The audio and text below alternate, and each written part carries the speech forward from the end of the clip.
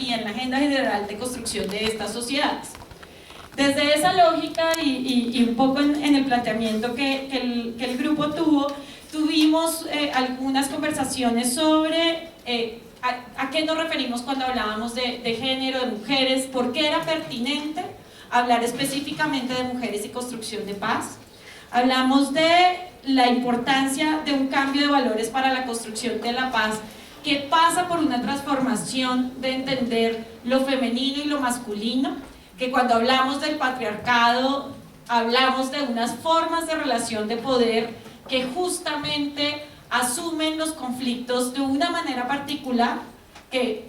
nos lleva un poco a la situación de guerras, de enfrentamientos, de convivencia o no convivencia que tenemos en la actualidad.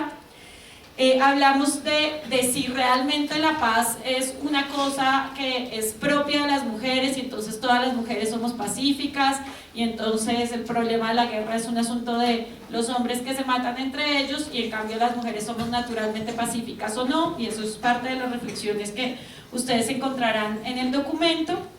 La necesidad de pensar la categoría de mujeres en plural desde esa misma reflexión que acabamos de hacer, y es como las mujeres son diversas, están en diversas zonas geográficas, están en áreas rurales, están en áreas urbanas,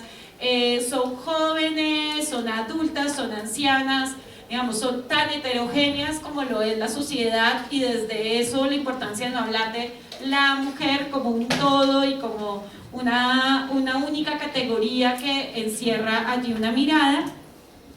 y la paz como una opción política de identidad que puede implicar, pero eso como una opción política y no como algo que está arraigado específicamente en las mujeres, aunque allí también, digamos, se hacen algunos comentarios al respecto. Y al final el documento plantea 7 retos de la paz desde la perspectiva de las mujeres. Al respecto un poco quisiera mencionar como parte del arranque del documento muestra que más allá de nuestras sensibilidades y este tema de buscar personas sensibles al enfoque de género, este no es un tema opcional. No es un tema opcional por hechos fácticos, porque las mujeres son más de la mitad de la población en el mundo entero y en particular en nuestro país. Entonces no es opcional pensar cómo construir sociedades, cómo construir paz, cómo superar las guerras, si no lo hacemos incluyendo a la mitad de la población, ¿sí? Hay hechos fácticos como esos. Pero además no es opcional porque en la reflexión de derechos humanos es una reflexión que está, digamos, en relación con los derechos de las mujeres, y hay tratados y convenciones específicas que han venido ratificando los estados, en particular en este caso el estado colombiano, por, digamos, centrar el ejemplo aquí, en donde ya no es opcional, ya no es si a los funcionarios les pareció adecuado, si esto, digamos, hay tratados internacionales de la CEDAW en adelante, la plataforma de Beijing, están las resoluciones del Consejo de Seguridad que a partir de la resolución 1325 del año 2000 hasta la 2122, que es la más reciente, viene estableciendo unas orientaciones a los estados respecto a cómo abordar el tema de mujeres y construcción de paz. Y esa es una mirada muy importante que se resalta en el documento y que nos parece también un poco que es importante que pueda tenerse a la hora de la conversación. Hay un tema respecto a, esto no es un asunto de si yo soy sensible al género o no, sino de hechos fácticos y de compromisos, tratados internacionales en la agenda de derechos humanos. Otro de los temas un poco que se hablan en el documento tiene que ver con cómo dentro de eso, pues claramente por ese mismo hecho de que más de la mitad de la población está conformada por mujeres, las mujeres han estado insertas en los conflictos de esta sociedad, y por las lógicas del patriarcado y de la forma tradicional de entender las relaciones de poder, han sido principales víctimas sobrevivientes de los conflictos en el mundo. Y es justamente eso lo que reconocen las resoluciones del Consejo de Seguridad, y es justamente eso lo que pasa con las mujeres. Las mujeres son víctimas sobrevivientes de los conflictos, con unas afectaciones además particulares en esa lógica de relación de poder, alrededor de su cuerpo, de su libertad, de sus posibilidades. Digamos, no es solamente si las violan o no, que hay mucha violación en el marco de los conflictos, sino en cuál es el papel además que juegan con ellas de amedrentamiento, por ejemplo, vía simplemente la amenaza de violación, de poder, digamos, tener un ejercicio de control distinto sobre su vestimenta, sobre sus actitudes, sobre quién tiene o no tiene derecho a hablar y a tomar posición en medio de la guerra. Y por otro lado, a su vez, las mujeres, desde esta mirada también tradicional, que también ejercen muchas veces las mujeres, han empezado a tener esta actitud protectora y han tenido por años esta actitud protectora que las ha convertido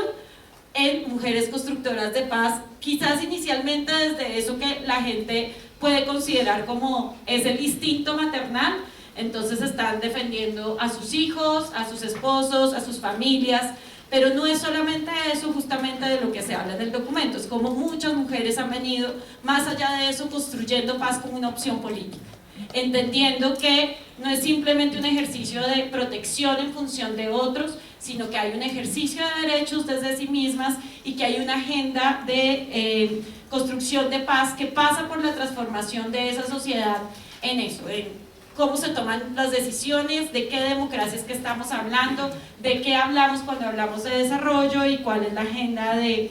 trabajo allí. Sin embargo, por la estructura cultural de nuestras sociedades, ese trabajo que por años las mujeres han venido haciendo, y ustedes más que nadie lo saben ahora que se presentaron, ustedes mismas son protagonistas de procesos de construcción de paz, ha sido permanentemente invisibilizado. Y a la hora de la negociación de los conflictos, y estudios de Naciones Unidas lo demuestran,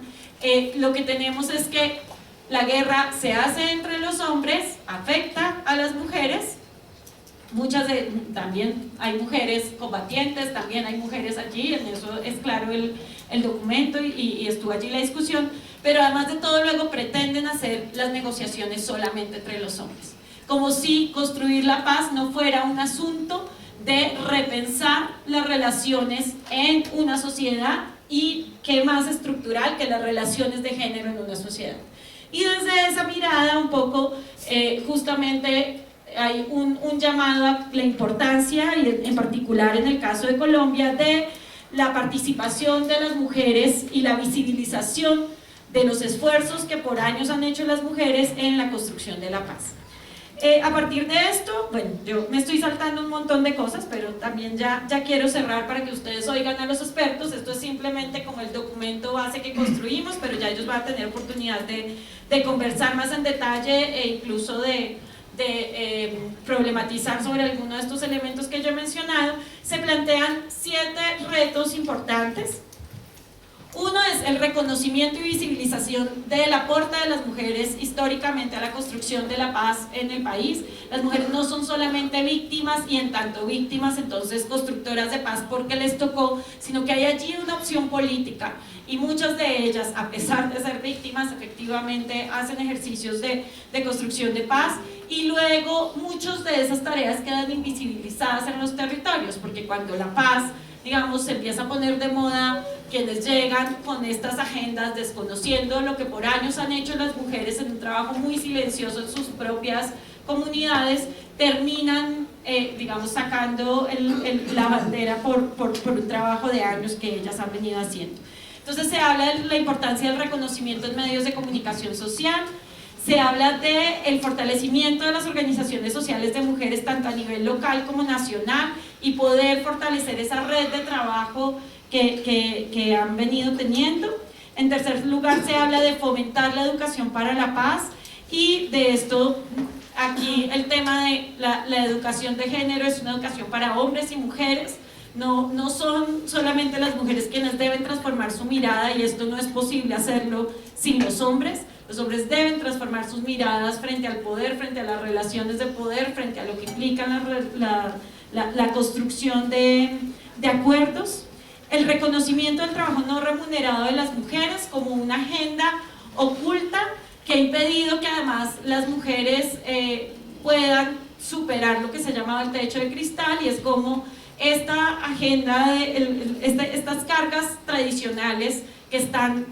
normalmente asignadas solamente a las mujeres por nuestra cultura, el cuidado de los niños, la preparación de los alimentos, el cuidado de los enfermos, que son asuntos que si nadie hace, digamos, no hay posibilidad de supervivencia. Entonces habla del trabajo productivo, que en general es remunerado, y del trabajo reproductivo. Como las mujeres han estado tras el trabajo reproductivo sosteniendo esa pirámide de las economías, con un trabajo que normalmente no es remunerado, que otros más podrían hacer y que resta su autonomía. Entonces ahí también hay unos retos importantes en cómo reconocer para que los ejercicios de liderazgo de las mujeres no sean la cosa número 87 que tienen que hacer durante el día, sino que sean realmente ejercicios de redistribución de tareas en la sociedad. Eso implica redistribución de tareas no solamente entre hombres y mujeres al interior de sus familias, sino también entre el Estado, el mercado y las propias familias.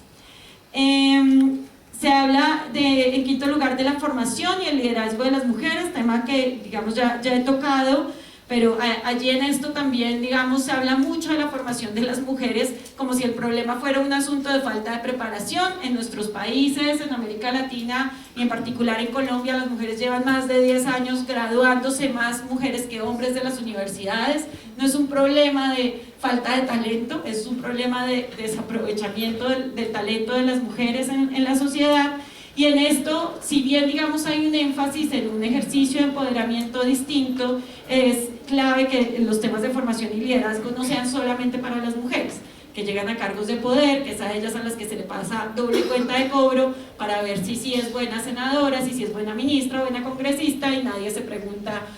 tradicionalmente si el otro lo es por el hecho de ser hombre. En sexto lugar está el mayor impacto de la acción femenina, y está, digamos, muy relacionado en cómo fortalecer esas redes. Y en último lugar, un trabajo que, digamos, una mirada de cómo, más allá de la discriminación positiva que proporciona condiciones favorables para la participación de las mujeres,